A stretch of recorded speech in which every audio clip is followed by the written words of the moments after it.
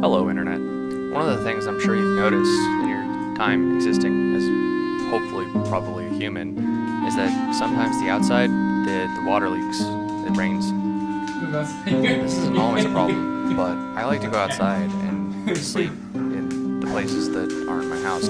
Now, I didn't take any videos of me trying to set up a tent in the rain because that's just absolutely awful. I instead took videos of me looking very sad looking out the window to really just show you exactly how awful it is to set up a tent when it's raining or disgusting outside. But that's where camper shells come in. This build, like most of the builds that I do, started off with a lot of guesswork and then measuring things after the fact. I had some leftover 1 by, I believe, 6 by 8 sheets of wood stuff that I was planning on making the actual mounting portion for the camper to actually attach it to the base of my truck bed. My goal here is to try and figure out exactly how high I want it to be and how long I want it to be. And if everything comes together properly, we should have about 6 to 7 feet of total sleeping area once the build is finished. To do that, we're going to have to come out of the back of the Tacoma a little bit. It's a 5-foot bed. It's a double cab with a 5-foot bed, so that is going to leave us with 5 feet of regular bed space. And we have to actually build off. I'm going to come out at an angle and give myself a little bit of extra clearance while also giving myself enough room that my head hopefully not smack into different parts and I don't have to lay sideways across the bed. And one of the things I'm sure you'll notice is I'm stepping directly into the bed of my truck without having to take down the tailgate, and that's because I took the tailgate off. Taking the tailgate off on a Tacoma is actually incredibly easy, to the point that a lot of people install additional locking mechanisms to prevent people from stealing it. I forgot to take a video of how to do this. To actually get started on the build, the first thing I'm going to do is take those 2x6, well, 1 by 2 by pieces of wood that are long and ripping those down to size. First, I spend a few hours fighting with my saw.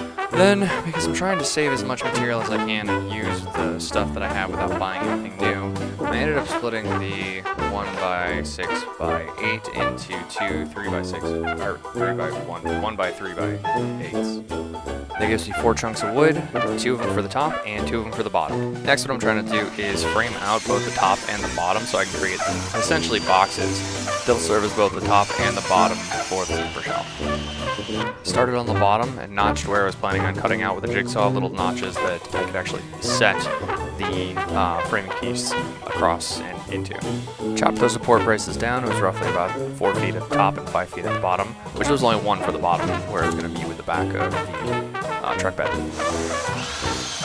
Cut the notches out with a jigsaw so that they could sit flush, so they could be so they make good touchies. I also wanted to make note of just how proud of myself I am for not putting my head directly in front of the camera while I'm filming. Now I just took those chunks of wood that I cut up and smacked them together. Used a little bit of glue, used a little bit of screws, and it turned into like a U-shaped thing that I'm gonna put on the truck. At some point after this, I tried to do measurements to figure out exactly how I would get to the height that I wanted, which I can't for the life of me remember what it is. Using an angled piece to give me the slope from the 5-foot section, so essentially like a 5 by, I believe I did 7 feet or 8 feet. I don't know, this is all flying by the seat of my pants. But I measured exactly how much of an angle I would need and how long of a piece I would need to get the appropriate shape. And I did it completely wrong, and then I made a bunch of cuts, and apparently I didn't record any of that. So this is the part where I just already am done with measuring out the little brace pieces that hold the bottom to the top. And at this point, I'm just connecting it. I just took screws, went from the little top framing portion directly into the, I don't know, support brackets. Did that on the bottom and I did that on the top, or did it on the top and then I did it on the bottom.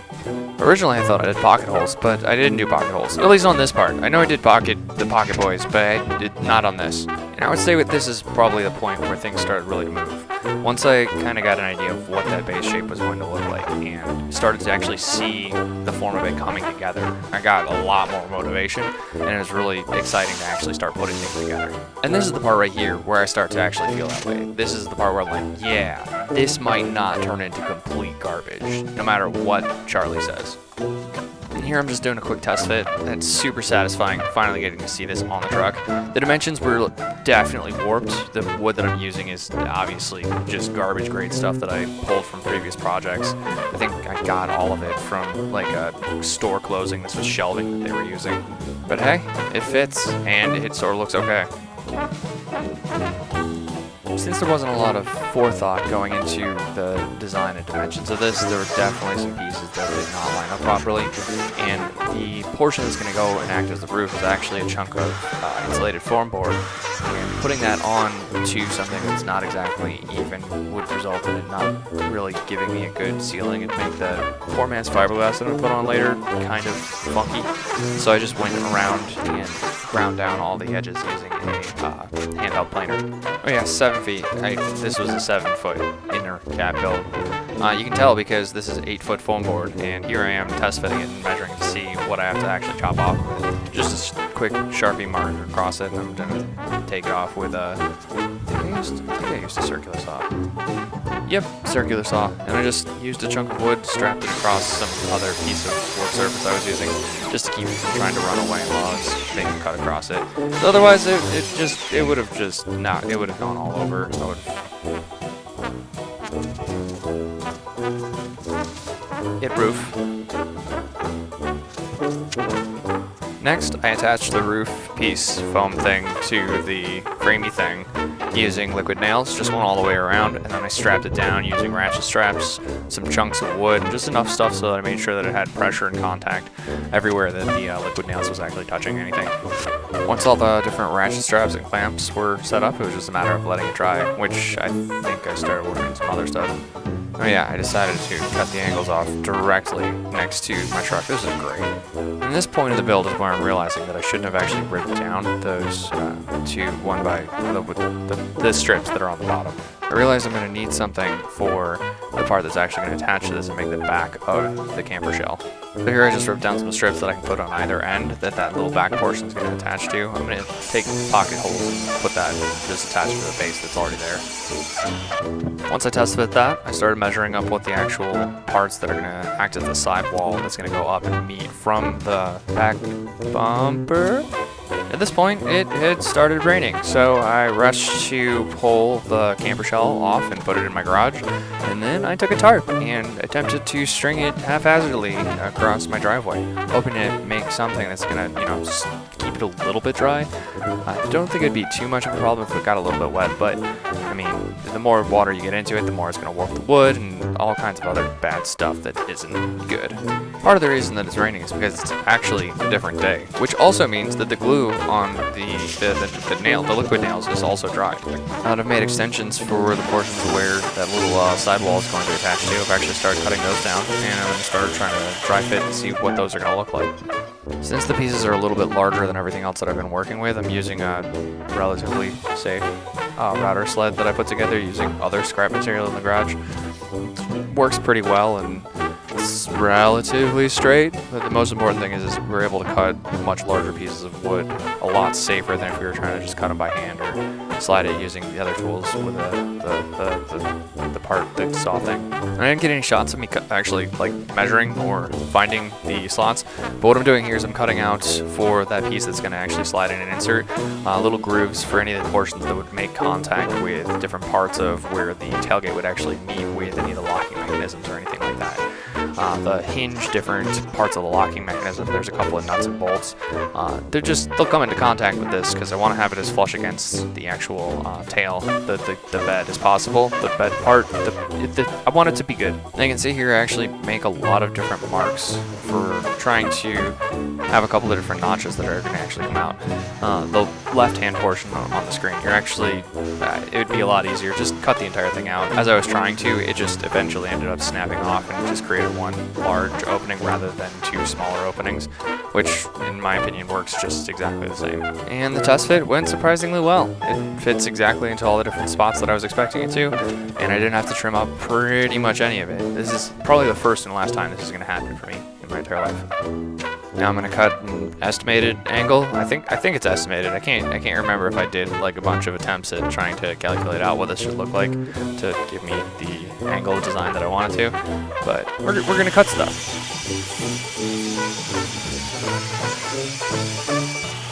And again, it's oddly satisfying how well this fit together. It's just super uncommon, especially considering how warped this wood is and just how this project has just been thrown together. Like, I was expecting a lot more, especially for this portion of it, to just be way, way, way off.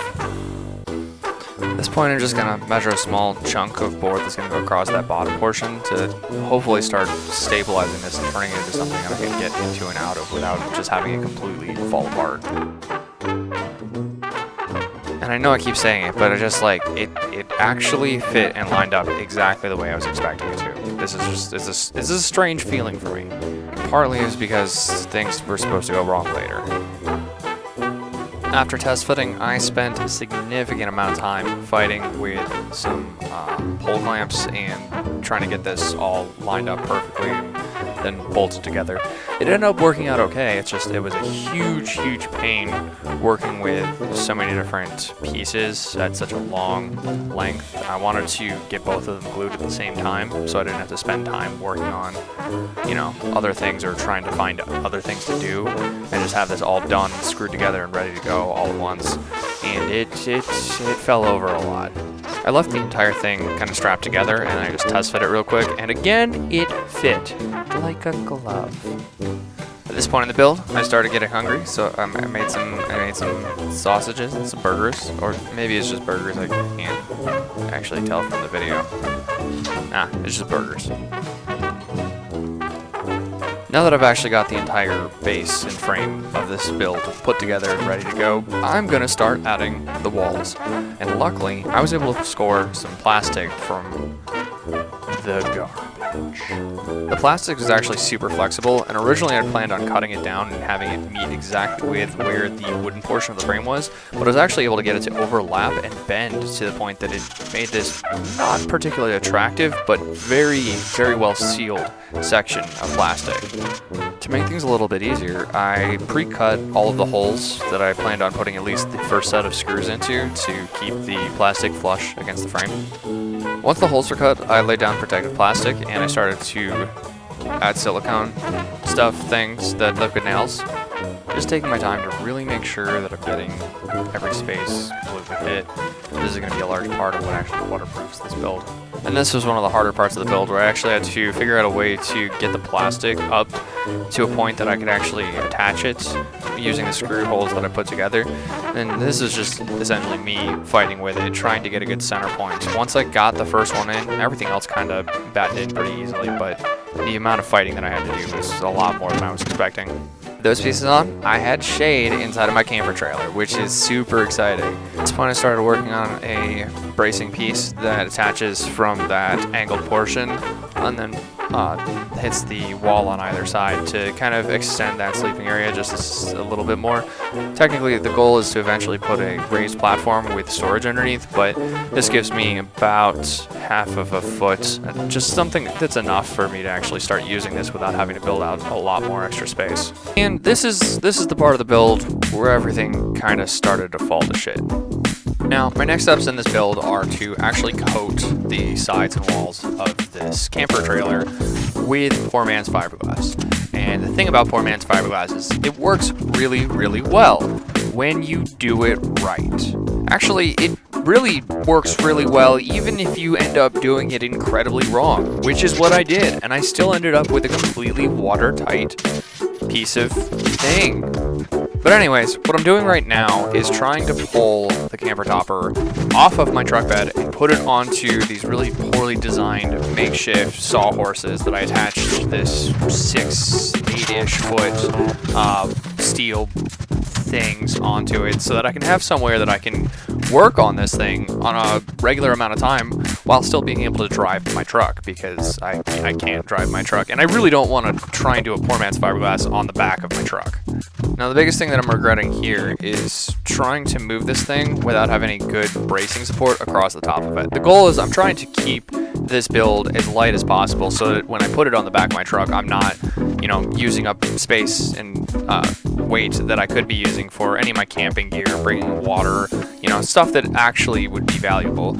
But having 2 or 3 or 5 cross-sectional supports that I could have actually put my hands onto while I was moving the camper off the back of it would have been really nice. Now take note, this is the part of the poor man's fiberglass that I did right. This is probably the last step that I end up doing right. I actually did a pretty good job of saturating all the different parts that I wanted to apply the poor man's fiberglass with glue ahead of time. The problem being I didn't rough up the plastic at all before I started applying the poor man's fiberglass. And the same thing applies to the foam board that I put on the top. Now this is probably the biggest mistake that I made in the entire poor man fiberglass process. Rather than taking a piece of PVC tubing or 2x4 or anything that I could actually wrap my drop cloth, which actually it was just a sheet that I ended up getting from the thrift store, I just draped it over the entire thing, and it turned into a huge hassle. I ended up with an enormous amount of wrinkles. There's a ton of spots where it didn't make contact properly and it didn't sit against the material properly, and it turned into a huge mess. Once I'd gotten the entire undercoat saturated and started to really lay it down, I immediately started putting another layer across the top of it, which I've heard is also not the way that you should be doing this. The good news is it is, as far as I can tell, watertight. Just if there's one thing that I could recommend to anyone, it's just if you're gonna do poor man's fiberglass, just don't follow this video. This video is a good way to do it wrong. It's really frustrating too, because I actually spent a significant amount of time going around to the underside and wrapping it around, stapling it, putting additional glue onto it, and it formed so poorly that I ended up cutting off a significant portion of it.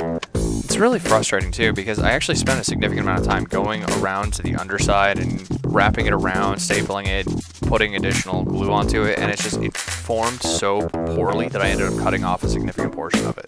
But not only did this portion feel like it moved faster, it definitely came together a lot better. Once it dried, there were just too many portions where it was bubbling or just not set properly, so I ended up cutting off a large chunk of it and then went back with actually some regular epoxy and just sealed the connections from one spot to the other. Considering it was plastic, I figured it'd be fine. Once I actually ended up removing all of the parts that I figured were not going to do any good, I ended up painting it with the acrylic-based paint. From what I have heard, the paint is actually one of the most important parts of sealing everything together. It gets into any of the additional cracks you might have, and it ends up doing a larger portion of the sealing than the poor man's fiberglass. I might be wrong. It felt that way to me, but I went through and just doused the entire thing in paint as much as I could. I really ended up doing a pretty meticulous job of painting it. My thoughts were that if I could just continuously douse the entire thing in paint, I might be able to make up for the fact that I did an absolutely terrible job on the poor man's fiberglass and somehow seal it enough that it's gonna stay dry for me, which it ended up doing when it did end up raining. Even with the terrible job that I did with the poor man's fiberglass, we still ended up with something that looks somewhat resembling a camper trailer for the back of a truck. I started working on putting together doors, or I guess really just one door, but the different portions of the door that are going to go hinge onto the back of it. I won't go too deep into the way that I actually measured any of this stuff out. I cut chunks of wood, and then I traced what the actual angle was onto the chunks of wood, and then I started making cross sections of different pieces that would fit together, making something that sort of resembled a door, and then I ended up attaching a chunk of plexiglass or acrylic, I can't remember which one, directly to that portion of it. I used butyl tape to seal up that and just drilled through it and held it in using screws. Everything on the doors was held together with pocket screws just because it's a lot easier, and I don't think I'd be able to get anything to line up if I tried to do anything more complicated than that. Once the door was for the most part together, I ended up just painting it rather than trying to do another coat of poor man's fiberglass over the top of it. At this point, I was just pretty discouraged by the entire project and really just wanted to get it done. I was planning on camping the weekend that was coming up, and I needed to have something that I could actually put on the back of my truck or end up camping in the grass, which I didn't just spend all this time on this to camp in the grass. Luckily, after I put everything together, I drilled a couple of holes out and ended up putting bolts through using regular door hinges, and the door seems to fit relatively snug. There's a couple of adjustments that I had to make so that it actually could sit flush against everything inside, but it ended up working, and it started to feel like the build was actually going to work again, which, after the fiasco with the poor man's fiberglass, I need a little bit of a win. But now, we're finally getting to the portion of the build where everything is starting to come together, and I actually feel like I'm going to get something done. This is my favorite portion of it because it actually integrates the camera on the back of the truck, which really is what made me feel like this build was possible in the first place. So I spent some time researching what the camera wiring diagram for the back of the Tacoma would be, and I actually spent a while beforehand finding out that it is compatible with standard dash backup cameras. I went to a ton of different websites, and really mostly just Tacoma World, and it was a lot simpler for wiring than I really anticipated. Which is great, because at this point in the game, I don't have a lot of time to screw up a bunch of things, which is what I was probably going to do anyways. Eventually I ended up on this page here, which broke down everything pretty much exactly how I needed to wire it. After spending a few minutes basking in the glory of what was probably some of the easiest wiring diagrams I've ever followed, I took an opportunity to try and then build something that fit what I was trying to do using paint, and regretted it immediately. That's fine, because I went and I soldered it up, and at first it didn't work, so that I soldered it up again, and it worked the second time, and that's all that really matters. Plugging it in was, you know, a super huge pain, because you get to crawl into the back of your truck, and then you get to feed wire through, and you have to shove a screwdriver into the existing connector to try and pry it open and have it come out. But it connected, and this is the win that I needed. This is really what puts this build together and turns it into something that's worth doing. To finish this all up, I took some measurements of the camera that I ended up building so that I could actually create a 3D printed hold thing for it, so that it could actually sit flush against the angled back of the truck without having to use the bracket that came with it. It was just super flimsy and didn't look like it was going to be able to support anything. From that point, it was really just a matter of getting all of the different acrylic and plexiglass cut and then mounted, attaching the entire base to the truck bed. I used tinted for the back window, and then I used regular clear acrylic for where the truck bed met with the back windows, just to be able to hopefully see into the back of the camper shell if I ever needed to get anything out. It'd be a little bit easier to look at where things are when I'm actually traveling or doing anything like that. But then I get the additional security and comfort of having the insulated, the thing. Getting this thing back on was an enormous pain. It was a lot heavier with the poor man's fiberglass, the paint, the plexiglass, the acrylic, additional screws, just, you know, significantly more things attached to the actual camper shell. And then trying to put it up there without that additional support that I mentioned was also difficult. I still did not think or learn my lesson to actually add that in, and so putting it back on top was really difficult. The important part is that it fit. I was able to attach, I was able to clamp it down, and it worked. It was everything that I planned on putting it together, and it was finally on the back of my truck. I used standard clamps on the back where the top of the camper, or the bottom of the camper, met the top of the truck bed, where that metal piece goes across at the very, I don't know, back of the camper, or the back of the truck. I don't know, I clamped stuff down. And that's pretty much it. I added a couple of toggle clamps on the left and right where the door latches, so that I could continue to keep that from flying off while I'm driving the vehicle. Tends to not be good when your back door opens up and things fall out if you're driving on the highway. Does that mean that somebody could potentially lock me in this? Yeah, probably. Would I be able to Kool-Aid Man out from the top or the back or the sides or pretty much any part of this? Absolutely. This thing is, it's held together enough. It's safe enough. But I mean, if somebody wanted to get into or out of it, it would just take standing up. Like, there's not a lot of parts of this that are really structurally sound enough that it'd keep you from getting outside.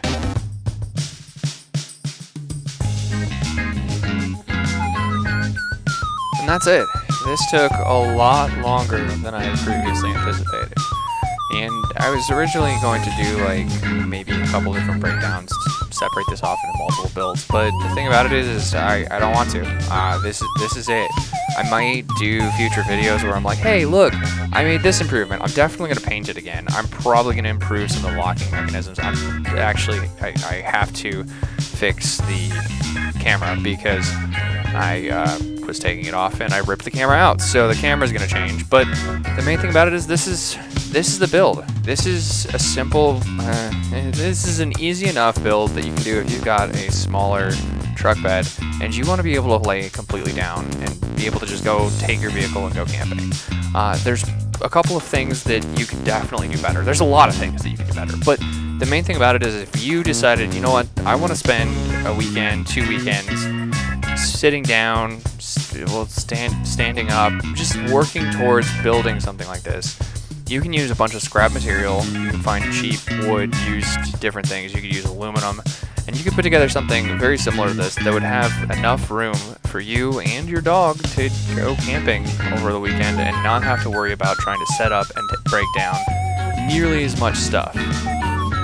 I was thinking about it. I could have probably got more shots of camping, but you know what? I wanted to enjoy. I want to enjoy my weekend. When it really comes down to it, I did, and that's really what this whole thing was about.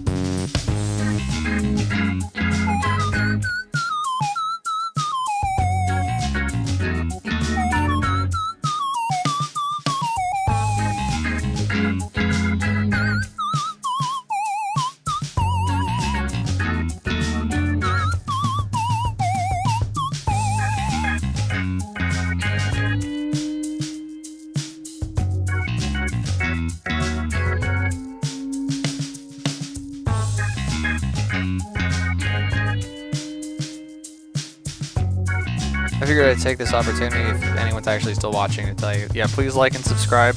I want to do these videos more. I really would like to spend more time doing more ridiculous stuff. This one was actually a pretty practical build, and it took me a lot longer not only to build it, but to actually edit it down and turn it into something. Generally, I'd like to do stuff that's smaller, has more time to do something ridiculous, just overall chaotic stuff. But this is what I've been planning on doing this for a while, so if you like and subscribe, that'd be kind of cool. Like, I'd appreciate it. Thanks.